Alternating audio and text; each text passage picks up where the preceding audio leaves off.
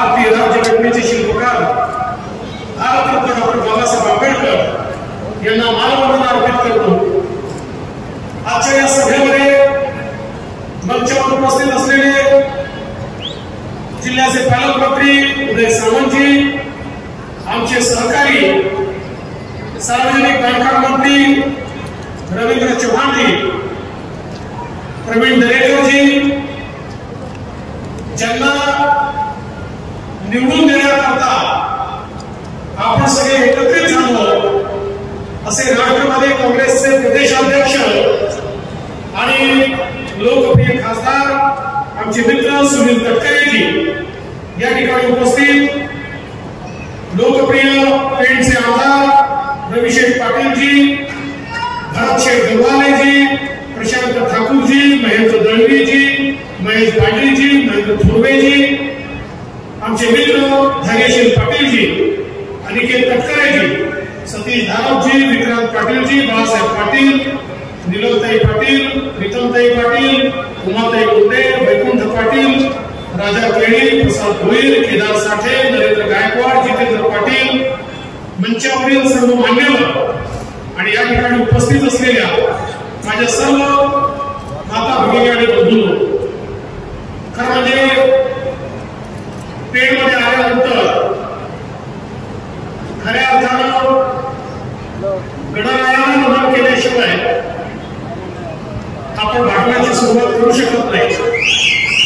आणि केवळ महाराष्ट्राला नाही तर जगाला गणराय उडवणारं हे पेण आहे। कारण पेणच्या मूर्ती अमेरिकेसह युरोपमध्ये देखील कुठे गेलं तर लोक श्री गणेशाची आराधना करताना पेणच्या मूर्तीचाच उल्लेख त्या ठिकाणी करतात आणि म्हणून श्री गणरायाला नमन करतो। आणि त्याच वेळी स्वराज्याची राजधानी रायगड त्यामुळे छत्रपतींना देखील या ठिकाणी नमन करतो। परंतु भगिनींनो, आपल्या सगळ्यांना कल्पना आहे ग्रामपंचायतची, जिल्हा परिषदेची निवडणूक नाही, ही निवडणूक नगरपालिकेची, महानगरपालिकेची किंवा विधानसभेची निवडणूक देखील नाही, देशाच्या लोकसभेची निवडणूक आहे। देशाचा नेता निवडण्याची निवडणूक आहे। कोणाच्या हातात देश सुरक्षित राहील, कोण देशाला विकासाकडे नेऊ शकेल, कोण आमच्या येत्या पिढ्यांचं भाग्य आणि भवितव्य हे बदलू शकेल, याचा फैसला करणारी निवडणूक आहे। आणि या निवडणुकीमध्ये केवळ दोनच पर्याय आपल्यासमोर दिसत आहेत। पहिला पर्याय विश्वगौरव विकास पुरुष नरेंद्र मोदीजी आणि मोदीजींच्या नेतृत्वामध्ये आपली महायुती, एकनाथराव शिंदेजींच्या नेतृत्वातली शिवसेना असेल, अजितदादांची राष्ट्रवादी असेल, आता मनसेही सोबत आहे, आपली रिपाई पण आहे, पिरिपा पण आहे, रासपा पण आहे, अशी आपली भव्य अशा प्रकारची महायुती आहे। आणि दुसरीकडे राहुल गांधी यांच्या नेतृत्वात 26 पक्षांची खिचडी आहे। राहुल गांधींच्या नेतृत्वातली 26 पक्षांची खिचडी असे दोन पर्याय आपल्या समोर आहे। आपली महायुती कशी आहे? आपल्या महायुतीला मोदी साहेबांचं इंजिन आहे। हे इंजिन देशातलं जगातलं सगळ्यात पॉवरफुल इंजिन आहे आणि या इंजिनला आपल्या वेगवेगळ्या घटक पक्षांचे डबे लागले आणि या डब्यांमध्ये दीन दलित, गोर गरीब, आदिवासी, शेतकरी, शेतमजूर, महिला, अल्पसंख्याक, ओबीसी, भटके, विमुक्त सगळ्यांना बसण्याची जागा आहे। ही विकासाची गाडी आहे। या गाडीमध्ये सगळ्यांना बसवून सबका साथ सबका विकास मिळत ही गाडी पुढे जाते। आणि ज्या क्षणी तुम्ही सुनील तटकरेंच्या घड्याळाची बटन दाबता त्या क्षणी रायगडची बोगी देखील आमच्या मोदी साहेबांच्या इंजिन सोबत लागते आणि रायगडच्या जनतेला विकासाकडे ती घेऊन जाते। दुसरीकडे काय अवस्था आहे? त्या ठिकाणी डबे नाहीच आहे। प्रत्येक जण सांगतो मीच इंजिन आहे। राहुल गांधी म्हणतात मी इंजिन आहे, पवारसाहेब म्हणतात मी इंजिन आहे, उद्धव ठाकरे म्हणतात मी इंजिन आहे, मुलायम सिंगांचा मुलगा म्हणतो मी इंजिन आहे, लालू प्रसादचा मुलगा म्हणतो मी इंजिन आहे, स्टॅलिन म्हणतो मी इंजिन आहे, ममता म्हणते मी इंजिन आहे, त्या ठिकाणी सगळे म्हणतात मी इंजिन आहे. तर माझा सवाल तुम्हाला आहे, आपल्याकडे तर बसायला ट्रेन आहे, बसायला सगळ्यांना जागा, आदित्य ठाकरेच बसू शकतात, इतर कोणालाही त्यांच्या इंजिन मध्ये बसायची जागा नाही. पण यांचं इंजिन कसं आहे? यांचं इंजिन कसं आहे? राहुल गांधी दिल्लीकडे ओढतात, शरद पवार साहेब बारामतीकडे ओढतात, उद्धव ठाकरे मुंबईकडे ओढतात, स्टॅलिन हे तिकडे दक्षिणेकडे ओढतात. त्यामुळे यांचं इंजिन जागेवरून हलतही नाही, बोलतही नाही, चालतही नाही, ठप्प पडलेलं इंजिन आहे. एकच पर्याय आहे, तो म्हणजे नरेंद्र मोदीजींचा, ज्यांनी या देशाला हा विकासाकडे नेला. बंधू या देशामध्ये मोदीजींनी काय किमया केली? 10 वर्षांमध्ये देशातले 25 कोटी लोक हे गरिबी रेषेच्या वर आले. 10 वर्षांमध्ये 20 कोटी लोक जे झोपडीत राहायचे त्यांना फक्त घर मिळालं. देशामध्ये 50 कोटी घरांमध्ये मोदीजींनी गॅस पोहोचवला. 55 कोटी लोकांना मोदीजींनी त्या ठिकाणी शौचालयाची व्यवस्था करून दिली. 60 कोटी लोकांच्या घरी पिण्याचं पाणी, शुद्ध पिण्याचं पाणी पोहोचवलं, शुद्ध जल त्या ठिकाणी पोहोचवलं. 55 कोटी लोकांना 5 लाखापर्यंतचा इलाज हा आयुष्यमान भारतच्या माध्यमातून मोफत केला. 60 कोटी तरुणांना मुद्राचं लोन, 10 लाखापर्यंतचं लोन बिना तारण आणि बिना गॅरेंटरचं दिलं. आणि याच्यामध्ये 31 कोटी महिला आहेत की ज्या आज मोदीजींमुळे आपल्या पाया उभ्या राहिल्या आहेत. मोदीजींनी जवळपास 80 लाख बचत गटांना 8 लाख कोटी रुपये या ठिकाणी दिले आणि महिलांना आपल्या पायावर उभं केलं. कारण मोदीजी म्हणतात एक पुरुष पायावर उभा राहिला तर केवळ पुरुष पायावर उभा राहतो, पण महिला पायावर उभी राहिली तर संपूर्ण परिवार पायावर उभा राहतो. आणि म्हणून आता मोदीजींनी सांगितलं महिला बचत गट जे जे तयार करतील त्याच्याकरता एअरपोर्ट असो, रेल्वे स्टेशन असो, बस स्टेशन असो, सरकारी जागा असो, सगळीकडे विक्री केंद्राचं रिझर्वेशन आता महिला बचत गटांकरता त्या ठिकाणी मोदीजींनी ठेवलेलं आहे. आणि महिलांना अधिकारिता देण्याचं काम मोदीजी करतायत. आणि गडकरी साहेब लक्षात ठेवा, 2026 नंतर असा मंच चालणार नाहीये. या मंचावरच्या अर्ध्या खुर्च्या खाली कराव्या लागणार आहे आणि त्या महिलांना द्याव्या लागणार आहे. कारण मोदीजींनी सांगितलंय 2026 नंतर विधानसभेतही 33% महिला आणि लोकसभेच्या खासदारही 33% महिला होणार आहे. त्यामुळे महिलांना खऱ्या अर्थानं अधिकार देण्याचं काम मोदीजींनी केलं. आज या ठिकाणी पेठमध्ये आमचे कारीगर आहेत, आमचे शिल्पी आहेत, ते इतक्या सुंदर प्रकारे त्या ठिकाणी गणेशाच्या मूर्ती बनवतात. पहिल्यांदा मोदीजींनी अशा प्रकारचा पारंपरिक व्यवसाय करणारे जे लोक आहेत, जे आमचे 12 मूर्तीदार आहेत किंवा व्यावसायिक आहेत, यांचा विचार करून विश्वकर्मासारखी योजना आणली आणि या योजनेच्या अंतर्गत 14,000 कोटी रुपये दिले आणि सांगितलं पारंपरिक व्यवसाय करणाऱ्यांच्या व्यवसायात आधुनिकता आणायची, त्यांना मार्केटिंगची सुविधा करून द्यायची, त्यांच्याकडे नवीन टेक्नॉलॉजी द्यायची आणि पारंपरिक ज्ञानासोबत त्यांना आधुनिकता कशी आणता येईल, त्यांच्या पुढच्या पिढ्यांना ते ट्रान्सफॉर्म कसं करता येईल, त्यांच्या पुढच्या पिढ्यांपर्यंत ते कसं आपल्याला देता येईल, या संदर्भात खऱ्या अर्थानं मोदीजींनी विश्वकर्मासारखी योजना आणली. पहिल्यांदा या 12 मूर्तीदारांचा आणि पारंपरिक व्यावसायिकांचा विचार देशाच्या सरकारने या ठिकाणी केला. आज आपण पाहू शकतो आमच्या आदिवासी समाजाकरता देखील मोदीजींनी त्या ठिकाणी 25,000 कोटी रुपयाची योजना आणली आणि आदिवासीच्या गावापर्यंत, पाड्यापर्यंत, वस्त्यांपर्यंत रस्ते पोहोचले पाहिजे, पिण्याचं पाणी पोहोचलं पाहिजे, वीज पोहोचली पाहिजे, त्या ठिकाणी त्यांना शिक्षणाच्या सोयी मिळाल्या पाहिजे. याकरता सगळी व्यवस्था ही माननीय मोदीजींच्या नेतृत्वात झालेली आपण बघितली. बंधू भगिनींनो, आता तर मोदीजींनी प्रधानमंत्री सूर्यघर योजना आणली आहे. 1 कोटी लोकांनी ऑलरेडी ऍप्लिकेशन केली आहे. प्रधानमंत्री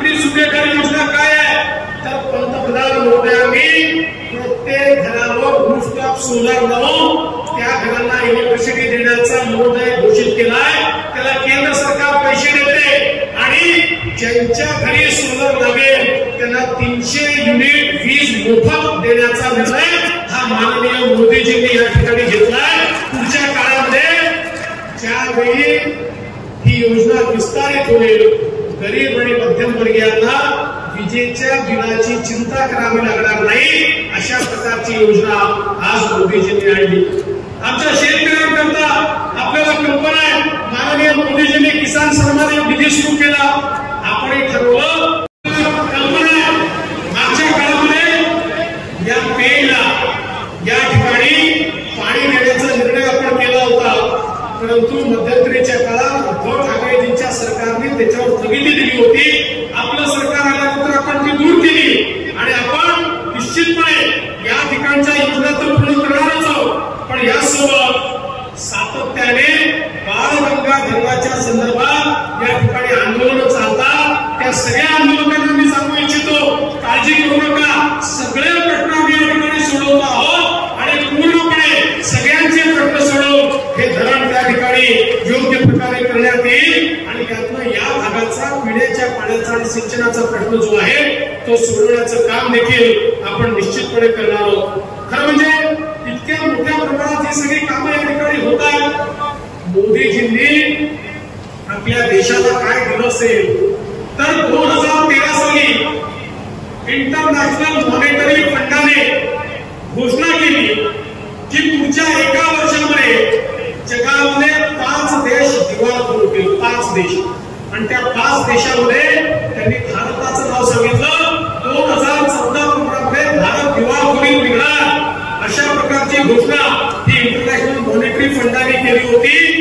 10 वर्षात मोदीजींनी किमया केली की त्याच इंटरनॅशनल मॉनिटरी फंडाने 2023 मध्ये अहवाल दिला आणि सांगितलं जगातली सगळ्यात वेगानं विकसित होणारी अर्थव्यवस्था ही भारताची अर्थव्यवस्था आहे आणि 11व्या क्रमांकावरून ती आता 5व्या क्रमांकावर आली आहे. आणि मोदीजींनी सांगितलं मला तुम्ही तिसऱ्यांदा संधी दिली की भारताची अर्थव्यवस्था मी 3ऱ्या क्रमांकावर आणेल. जगातली 3री सगळ्यात मोठी अर्थव्यवस्था. मला एकाने विचारलं म्हणलं चांगला आहे 3री मोठी अर्थव्यवस्था होतं चांगला आहे पण मला काय फायदा. म्हणलं तुझं म्हणणं बरोबर आहे. तुला काय फायदा. अर्थव्यवस्था विस्तारित होते म्हणजे काय होतं. अर्थव्यवस्था विस्तारित होते तर संधी निर्माण होतात. अर्थव्यवस्था विस्तारित होते रोजगाराची निर्मिती होते. अर्थव्यवस्था विस्तारित होते नोकऱ्या तयार होतात. अर्थव्यवस्था विस्तारित होते इन्फ्रास्ट्रक्चरची कामं होतात. रस्ते पूल बंदर एअरपोर्ट पोर्ट वेगवेगळ्या प्रकारची कामं त्या ठिकाणी होतात. अर्थव्यवस्था विस्तारित होते. गरीब कल्याणाचा अजेंडा चालतो. गरीबाला घर मिळतं पिण्याचं पाणी मिळतं. गरीबाला वेगवेगळ्या प्रकारच्या सोयी मिळतात. अर्थव्यवस्था विस्तारित होते तर मोदीजी या ठिकाणी 80 कोटी लोकांना मोफत रेशन देतात आणि घोषणा करतात 2029 सालापर्यंत हे मोफत रेशन या ठिकाणी मिळेल. अर्थव्यवस्था विस्तारित होते तर देश मजबूत होतो. आपल्या देशाकडे पुढे बांगडी नजर करून पाहू शकत नाही. बंधू वगैरे आज आपण पाहू शकतोय मोदीजींच्या काळात जे रस्त्याचं नेटवर्क या ठिकाणी उभारलेलं आहे. आज आमचे बांधकाम मंत्री रवींद्र चव्हाणजी यांनी इतक्या मोठ्या प्रमाणात या ठिकाणी रस्त्याचं जाळं उभं केलं आहे. अशा प्रकारचं रस्त्यांचं जाळं अशा प्रकारचा निधी यापूर्वी कधी मिळत नव्हता. मोदीजी आल्यापासून आणि आपले गडकरीजी आल्यापासून इतक्या मोठ्या प्रमाणात आपल्या महाराष्ट्रात देखील रस्ते झाले. कारण मोदीजींनी भ्रष्टाचार संपवला.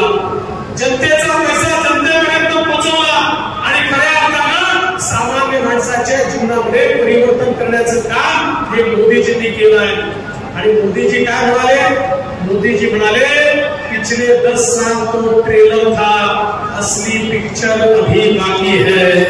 पुढचे 5 वर्ष पुन्हा एकदा मोदीजींना त्या ठिकाणी आपण त्यांच्या हाती सत्ता दिल्यानंतर या भारताला एका अशा ठिकाणी मोदीजी पोहोचवतील की कोणीही बाहेर कडक त्याला आणू शकणार नाही. आज आपण बघा मी आपल्याला आठवण करून देतो कोविडच्या काळाची काय अवस्था होती. नातेवाईकाची पैशाची चोरी होती, नोट मिट्टीला देखील जाऊ शकत नव्हतो, लोक ओळख दाखवत नव्हते, अशा प्रकारची अवस्था आपण सगळ्यांनी मिळून त्या काळामध्ये बघितली. पण बंधू बघितलं, जगात लोक म्हणायचे 140 कोटीचा भारत आहे, किमान 40-50 कोटी लोक तर मरतील, कारण भारत या लोकांना वाचवू शकणार नाही. जगाच्या पाठीवर 3-4 देश होते ज्यांनी कोविडची लस तयार केली होती.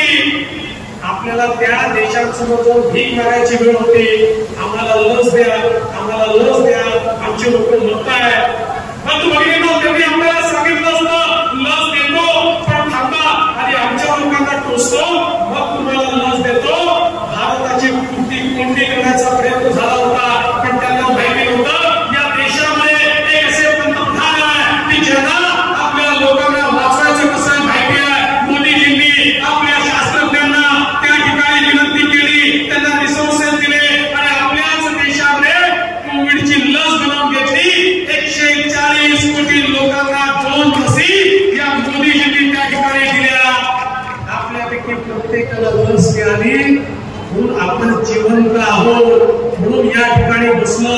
नाहीतर किड्या मुंग्यासारखे लोक गेले असते, 1 पैसा न घेता प्रत्येकापर्यंत लस पोहोचवण्याचं काम मोदीजींनी केलं. आणि मी तर म्हणतो बाकी त्यांनी केलेली मोठी कामं सोडा, यावेळेस मोदीजींना मग हे केवळ कोविडच्या लसीमुळे देखील आपण केलं पाहिजे, कारण या देशाला जिवंत ठेवण्याचं काम हे मोदीजींनी या ठिकाणी केलं. आणि केवळ तेच नाही, बंधू भगिनींनो, मी मॉरिशसला गेलो होतो. छत्रपती शिवरायांच्या पुतळ्याचं उद्घाटन मॉरिशसमध्ये होतं. मॉरिशसच्या राष्ट्रपतींना भेटायला गेलो, तर राष्ट्रपती म्हणाले की TCS तुम्ही माझा धन्यवाद हा मोदीजींना पोहोचव. म्हटलं कशाबद्दल? म्हणाले जेव्हा कोविडचा प्रकोप सुरू होता त्यावेळी मॉरिशसमध्ये अक्षरशः किड्यामुंग्यासारखे लोक वेगळे असते, पण मोदीजींनी आम्हाला कोविडची लस दिली म्हणून अख्खा मॉरिशस आज जिवंत आहे. आणि असं सांगणारे किमान 100 देश हा जगाच्या पाठीवर आहे. आणि म्हणून मी तुम्हाला ही विनंती करायला आलो आहे. हे काही लोकल इलेक्शन नाही आहे, हे देशाच्या लोकसभेचं इलेक्शन आहे. कोणाच्या हातात देश द्यायचा आहे याचंही इलेक्शन आहे.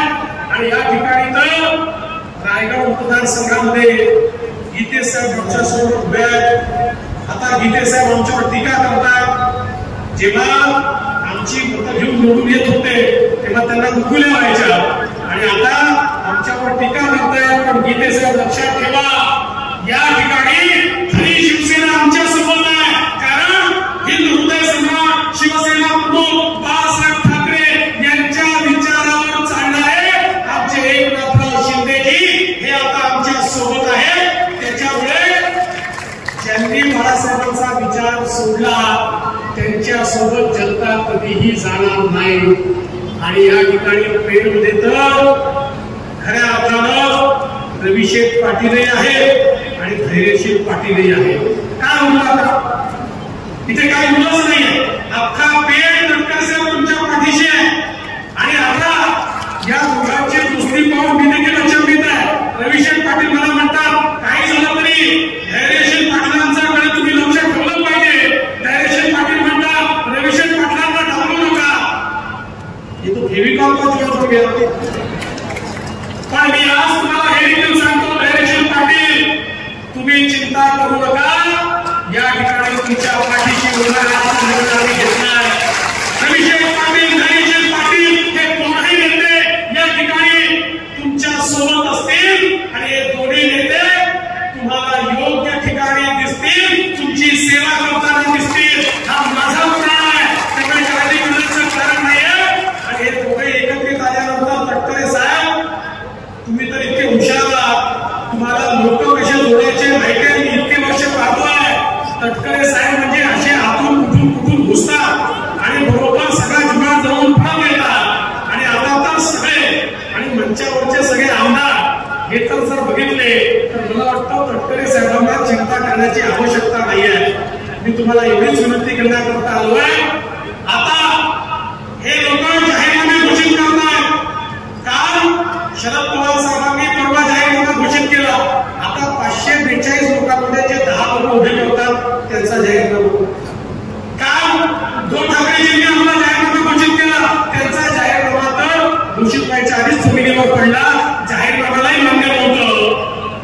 ती त्यांच्याकडनं आपण घोषित व्हावं. केवळ आणि केवळ या ठिकाणी महायुती आहे आणि म्हणून आपण ज्यावेळी सुनील तटकरे साहेबांचा घड्याळ दाबा, तटकरेंना वोट तर मिळेल पण वोट हे मोदीजींना मिळेल. त्यामुळे मोदीजींना प्रधानमंत्री बनवण्याकरता सुनील तटकरेंना एकदा निवडून द्या एवढीच विनंती करतो आणि माझं बोलणं संपवतो. धन्यवाद. जय हिंद, जय महाराष्ट्र. धन्यवाद फडणवीस साहेब. सन्माननीय आमदार